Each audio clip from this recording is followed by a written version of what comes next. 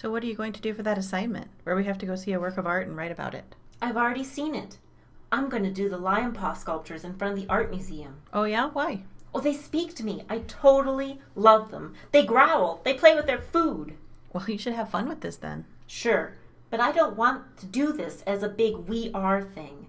I think these are awesome art, the way someone decided to make them so big and official and then to just chop them off. It's like when I look at them, I can see this huge lion blocking the door of the museum. Have you found your 3 sources yet? 3 sources? Yeah, the assignment said we need to have 3 reliable sources. Oh yeah, that was towards the end. Like if you kept reading. Yeah. What's a scholarly source? Well, it said to use art books or an art magazine or major museum websites. It also suggested finding stuff out about the artist. Do you know who did the paws? There's a label. It says Paul Bowden. A few days later, So how did your art paper go? The professor thought some of my observations were interesting, but brought the grade down because I didn't have enough sources and they weren't the right kind. Hey, we talked about that, right? Right. And I tried all types of searches, and I tried the library website, and I even talked to one of the librarians. He tried all kinds of stuff and told me that there probably wasn't anything published on Paul Bowden. Nothing? Huh. Well, I guess when you think of how many artists there are making art, and only some of them ever get anything written about them, and I suppose even fewer show up in those scholarly sources. It's like an art research trap. be careful. Art is everywhere. Choose wisely. If you need to find both inspiration and scholarly forms of supporting information, here are some tips for avoiding the art research trap.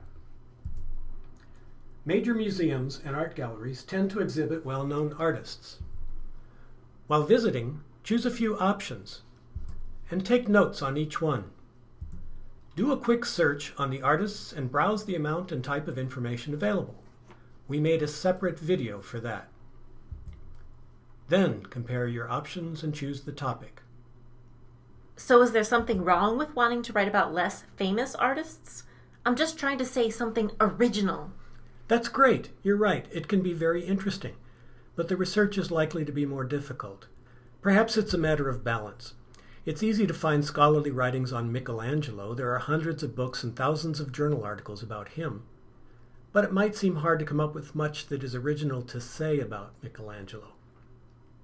Most teachers simply want to see you using what you've learned in the class by applying it to some other situation. So Michelangelo might work fine, or the little-known Paul Bowden could work too.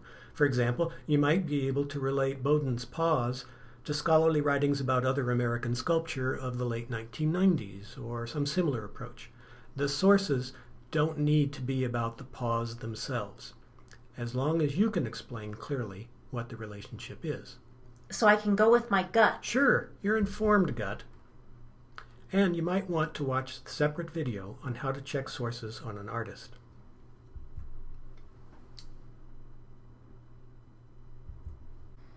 Well, we want them to know it was dynamite. You gotta let them. I need to have little, like,